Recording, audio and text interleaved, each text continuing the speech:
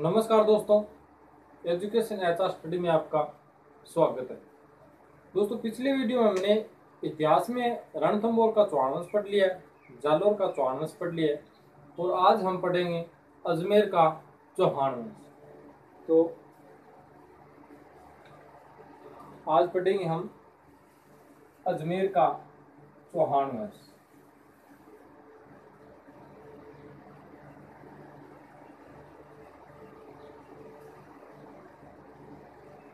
अजमेर का चौहान वंश।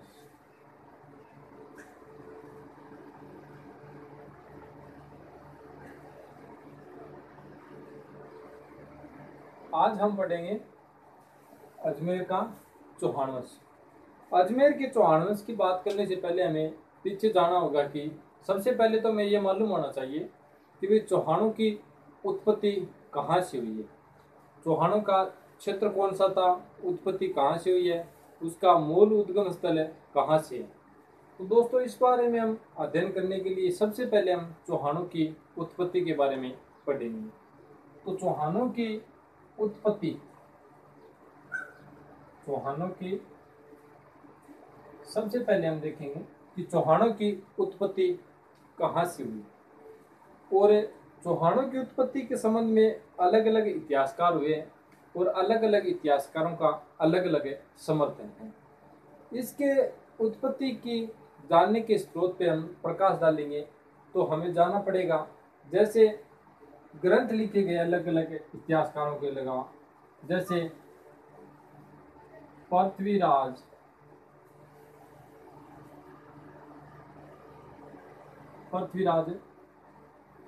रासो, एक होता है पृथ्वीराज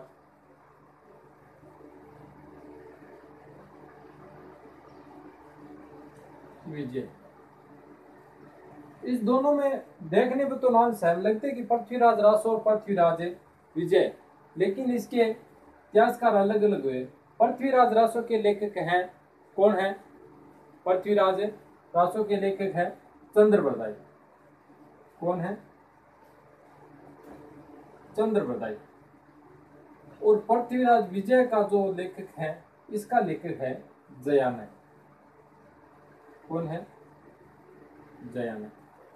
इन दोनों के अनुसार उत्पत्ति के संबंध में अलग अलग मत दिए गए हैं और जो सबसे ज्यादा मत माना गया है वो पृथ्वीराज रासो के अनुसार, चंद्रबरदाई के अनुसार माना गया है। इसके उत्पत्ति के बारे में बात करें तो चंद्रबरदाई के अनुसार आबू पर्वत पर वशिष्ठ ऋषि नाम का ऋषि यज्ञ किया करता था और जो राक्षस वगैरह होते थे उसके यज्ञ को संपन्न नहीं होने देते थे। तो वशिष्ठ ऋषि ने जो यज्ञ का स्थल था, अग्निकुंड था, उससे 4 राजपूतों की उत्पत्ति बताई है। इसके अनुसार चंद्रबरदाई के अनुसार, चंद्रबरदाई कहता है कि भाई जो वशिष्ठ ऋषि है वो यज्ञ किया करता था, उस अग्निकुंड से 4 राजपूत उत्पन्न हुए। वो कौन कौन से थे? सबसे पहले थे प्रतिहार, सबसे पहले प्रतिहार, उसके बाद में परमार, उसके बाद में चालुक्य, उसके बाद में चालुक्य और उसके बाद में चौहान। कि भाई अग्निकुंड से इस 4 राजपूतों की उत्पत्ति हुई। सबसे पहला प्रतिहार कहलाया, उसके बाद में परमार कहलाया, उसके बाद में चालुक्य कहलाया और उसके बाद में चौहान कहलाया। आज हम बात कर रहे हैं चौहान की। तो पृथ्वीराज रासो के अनुसार जो चंद्रबरदाई कहता है, इसके पक्ष में भी कई इतिहासकार इसको सर्वमान्य कहते हैं और कुछ इतिहासकारों का मत अलग है। किस इतिहासकार का क्या मत है, तो आओ आज हम इसका अध्ययन करें।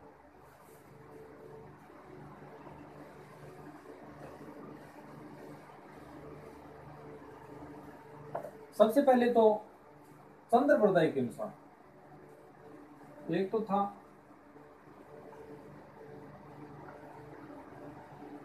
चंद्रबरदाई, एक था चंद्रबरदाई का ग्रंथ कौन सा हो गया? पृथ्वीराज रासो। एक था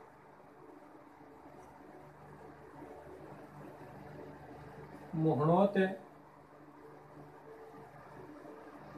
नेणसी। मोहनोत नेणसी के ग्रंथ है मारवाड़ प्रागनारी विगत और मोहनोत नेणसी ख्याल। एक है सूर्यमल मिश्रण, सूर्यमल मिश्रण। ये दोनों इतिहासकार है, मोहनोत नेणसी और सूर्यमल मिश्रण, जो चंद्रप्रदाय के अनुसार अग्निकुंड से राजपूतों की उत्पत्ति के बारे में बताते हैं, उसका समर्थन करते हैं। तो इस तीन इतिहासकारों के अनुसार राजपूतों की उत्पत्ति कहां से हुई है? अग्निकुंड से। कहां से हुई है?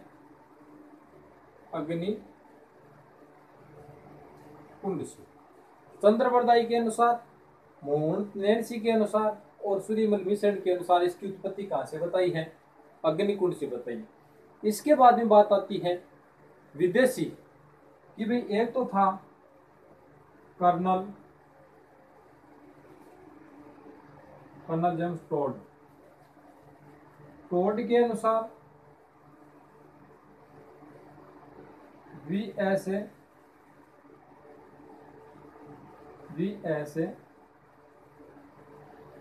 स्मिथ के अनुसार, और एक था क्रूक। देखने में लगता है कि ये विदेशी थे। इस तीनों इतिहासकारों के अनुसार राजपूतों की उत्पत्ति किससे बताई है? ये बताते हैं कि ये विदेशी थे। किससे बताई है? कि मध्य एशिया से आए हुए ये विदेशी थे, जो चौहान थे। कर्नल टोड, वीएस स्मिथ और क्रूक के अनुसार ये मानते हैं कि मध्य एशिया से आए हुए विदेशी थे, वही चौहान थे। और ये इतिहासकार मानते हैं कि आबू पर्वत पर वशिष्ठ ऋषि द्वारा जो यज्ञ किया गया और उस अग्निकुंड से उत्पन्न हुए 4 राजपूत योद्धा, जिसमें सबसे पहले प्रतिहार, परमार, चालुक्य और चौहान। इसके बाद में और अलग ये 3 अलग हो गए। इसका तो मानना है कि अग्निकुंड से हो गए। ये 3 इतिहासकार बताते हैं कि भाई विदेशी थे। इसके बाद में 3 इतिहासकार और अलग इतिहासकार वो अलग समर्थन देते हैं, जैसे गौरी शंकर,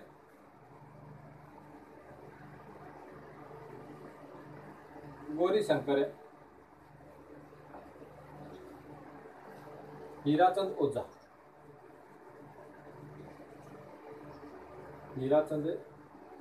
ओझा, एक था जयानक। इसने कौन सा लिखा था? पृथ्वीराज विजय। गौरी शंकर, हीराचंद ओझा, जयानक, और एक था, यानी इस दोनों का समर्थन है कि ये थे, इसका समर्थन है कि ये चौहान थे, ये थे सूर्यवंशी। गौरी शंकर, हीराचंद ओझा और जयानक कहते हैं कि भाई चौहान थे, ये सूर्यवंशी थे। चंद्रप्रदाय नेणसी सूर्यमल मिश्रण कहता है कि अग्निकुंड से हुई है। कर्नल टोड, वीएस स्मिथ और क्रूक कहते हैं कि ये विदेशी थे। तो चौहान की उत्पत्ति के बारे में अलग अलग इतिहासकारों का अलग अलग मत है, और परीक्षा की दृष्टि से चंद्रप्रदाय का जो ये माना गया है, ये इम्पोर्टेंट माना गया, और ये प्रश्न बहुत बार पूछ चुके हैं। तो चंद्रप्रदाय के अनुसार राजपूतों की उत्पत्ति कहां से हुई है? अग्निकुंड से हुई है। नेणसी भी इसका समर्थन करता है, सूर्यमल मिश्रण भी इसका समर्थन करता है। ये 3 इतिहासकार जो विदेशी थे, कर्नल टोड, वीएस स्मिथ और क्रूक, ये बताते हैं कि विदेशी थे। गौरी शंकर, हीराचंद ओझा और जयानक कहते हैं कि ये थे सूर्यवंशी। इसके बाद में एक शिलालेख है जिसका नाम है बिजोलिया शिलालेख। क्या नाम है? बिजोलिया शिलालेख। बिजोलिया शिलालेख के अनुसार इसे चौहानों को, बिजोलिया शिलालेख के अनुसार चौहानों को क्या बताया गया है? वत्स गोत्रीय ब्राह्मण। क्या बताया गया है? वत्स गोत्रीय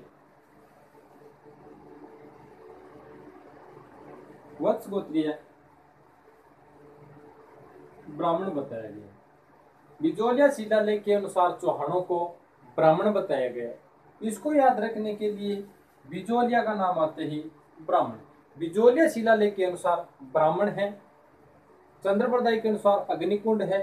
सूर्यमल मिश्रण और मनोतनयन से इसका समर्थन करते हैं कि वे अग्निकुंड से हुई है। विदेशी इतिहासकार है वो विदेशी बताते हैं। और गौरीशंकर हीराचंद ओझा और जयानक क्या कहते हैं कि ये थे सूर्यवंशी। बिजोलिया शिलालेख में सांबर का जो क्षेत्र था उसके शाकंभरी नाम से इसमें मिलता है। शाकंभरी नाम क्या मिलता है? शाकंभरी। बिजोलिया शिलालेख में सांबर का नाम क्या मिलता है? शाकंभरी। और बिजोलिया शिलालेख के अनुसार कहते हैं कि बिजोलिया शिलालेख के अनुसार सांबर झील का निर्माण भी किसने करवाया था? वासुदेव चौहान ने। इसके निर्माण का जो उल्लेख है वो बिजोलिया शिलालेख में मिलता है कि बिजोलिया शिलालेख के अनुसार ये जो वत्स गोत्रीय बताया गया है ये इसलिए बताया गया है कि वत्सराज परमार शासक था और चौहान थे वो परमारों के सामंत थे। तो इस बिजोलिया शिलालेख के अनुसार ये बात स्पष्ट होती है कि भाई पहले चौहान वह जो परमार वंशीय शासक थे उसके सामंत थे। उसके बाद में ये अब आगे जाकर स्वतंत्र रूप से अपने राज्य की नींव डाली और चौहान वंश से सामने आए। तो स्क्रीनशॉट लेना चाहो तो पहले इसकी उत्पत्ति के बारे में हमें ध्यान होना चाहिए कि उत्पत्ति में अलग अलग इतिहासकार अपना अलग अलग समर्थन देते हैं कि भाई किस इतिहासकार के अनुसार राजपूतों की उत्पत्ति किससे हुई है और कौन से इतिहासकार के अनुसार राजपूतों की उत्पत्ति किससे हुई है। अब ये स्क्रीनशॉट ले लो। इसके बाद में मैं बताता हूँ अगला जिसका क्षेत्र और उत्पत्ति स्थल।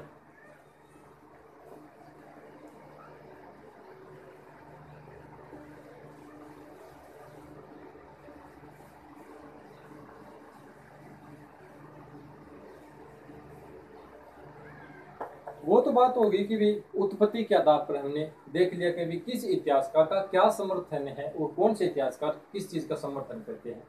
कोई किसी से बताते हैं। उत्पत्ति के बारे में बहुत सा विवादास्पद है और अलग अलग इतिहासकारों का अलग अलग मत दिया गया है।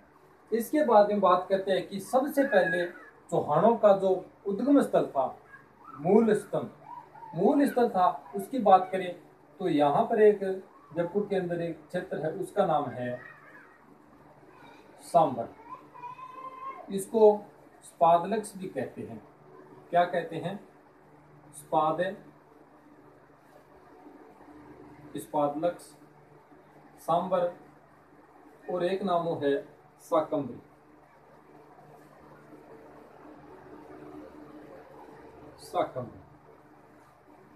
ये जो सांबर क्षेत्र था इसके चारों ओर ये क्या है बसे हुए थे और उस समय उसको किस नाम से पुकारा जाता था?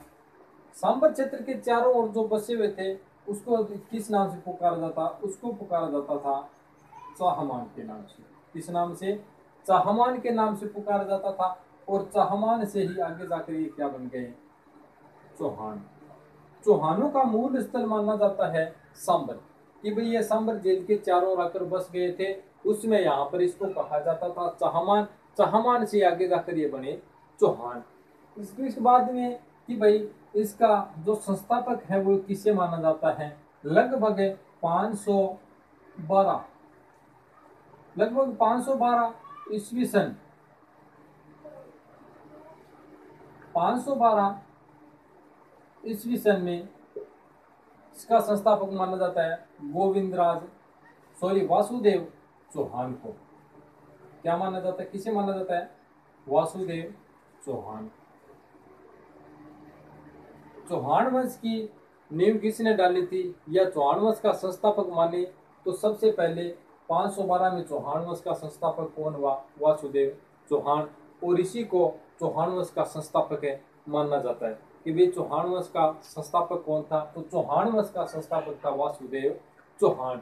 इसके बाद में बात आती है कि क्षेत्र हो गया और यहाँ का शासक हो गया कि चौहान वंश की नींव किसने डाली? तो चौहान वंश की नींव लगभग 512 ईस्वी वासुदेव चौहान ने डाली थी। इसके बाद में बात आती है कि हर क्षेत्र की राजधानी हुआ करती थी। उसमें स्पादलक्स की जो राजधानी थी वो थी अहिछत्रपुर। अहिछत्रपुर स्पादलक्स की उसमें राजधानी थी वो अहिछत्रपुर थी। और वर्तमान में इसे क्या कहते हैं? वर्तमान में है नागौर का क्षेत्र। अहिछत्रपुर सांबर जो सांबर या स्पादलक्स या शाकंभरी था उसकी जो राजधानी थी वो थी नागौर। इसके संस्थापक की बात करें, चौहान वंश का संस्थापक था वासुदेव चौहान। ये लगभग 512 ईस्वी में इस क्षेत्र में अपनी राज्य की स्थापना की। इसके बाद में बात आती है कि भाई यहाँ पर एक सांबर झील के पास एक मंदिर है। क्या है? मंदिर है। इसका नाम है शाकंभरी। क्या नाम है? शाकंभरी। शाकंभरी को तीर्थों की नानी भी कहा जाता है।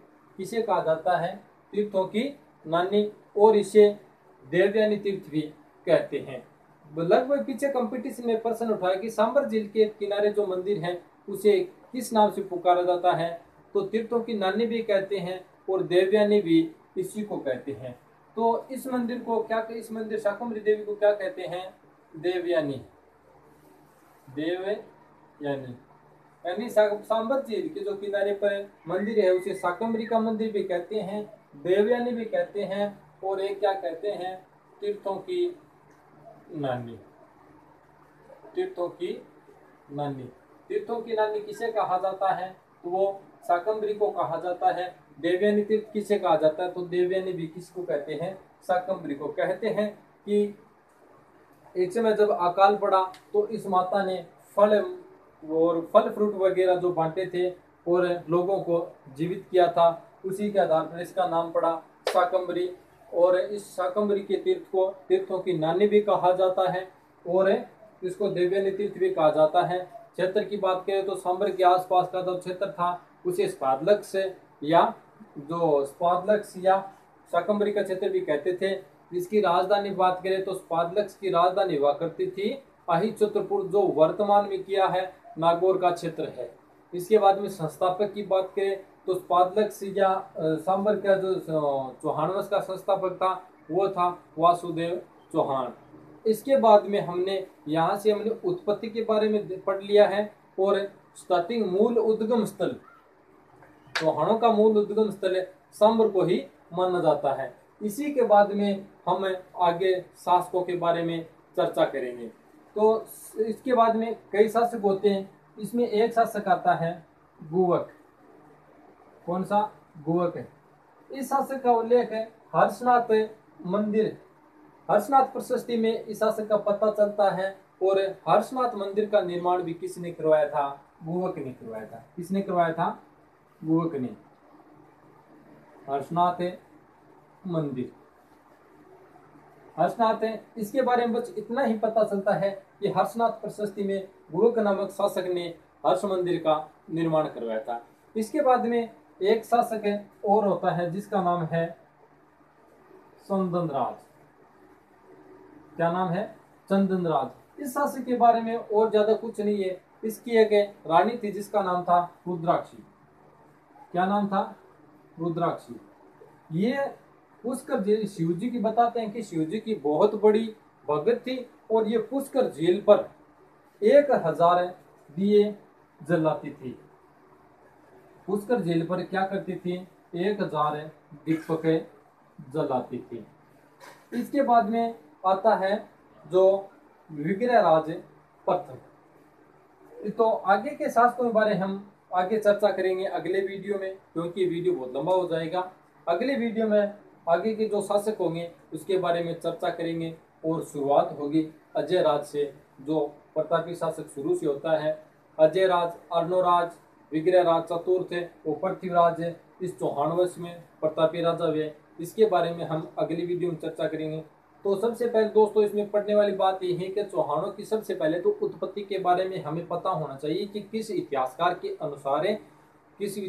अनुसार किसकी उत्पत्ति कहाँ से मानी गई है। इसके बाद में हमें उद्गम स्थल का ध्यान होना चाहिए कि सबसे पहले जो चौहान वंश का उद्गम कहाँ से हुआ, तो बताते हैं कि सांबर झील के आसपास का जो क्षेत्र था उसे स्पादलक से या सांबर या शाकंभरी के नाम से जाना जाता था। उसकी जो राजधानी थी वो अहिच्छत्रपुर थी और वर्तमान में उसे क्या कहते हैं? नागौर कहते हैं। इसके संस्थापक की बात करें तो चौहानों का वह जो प्रथम या चौहान वंश का संस्थापक है उसे वासुदेव चौहान को माना जाता है। बताते हैं कि लगभग 512 ईस्वी में इसने सांबर के आसपास के क्षेत्र में अपने राज्य की स्थापना की थी।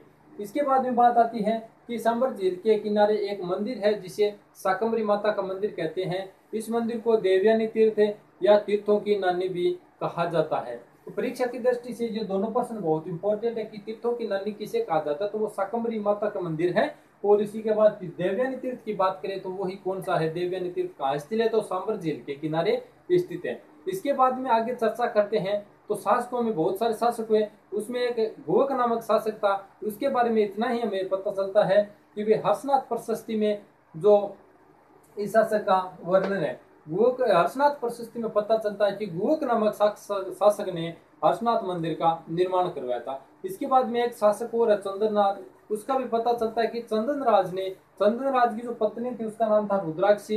रुद्राक्षी जो शिवजी की बहुत बड़ी भगत हुआ करती थी और वो पुष्कर झील पर 1000 दीपक जलाया करती थी। इसके आगे का जो हम चर्चा करेंगे वो अगले वीडियो में करेंगे। आशा करता हूं कि मेरे द्वारा पढ़ाया गया वीडियो आपको पसंद आया होगा। अगर मेरा वीडियो पसंद आए तो लाइक, शेयर और कमेंट करना, सब्सक्राइब करना ना भूले। सब्सक्राइब करें दोस्तों और आगे अपने दोस्तों के पास ग्रुप में भेजें। आशा करता हूं कि मेरा वीडियो आपको पसंद आया होगा। अगर आपको किसी टॉपिक के बारे में पढ़ना है तो आप कमेंट करके मुझे बता सकते हैं, ताकि मैं कमेंट पढ़कर आपको अगली वीडियो में अपना जो आपकी इच्छा के अनुसार जो टॉपिक को मैं पढ़ा सकूं। धन्यवाद।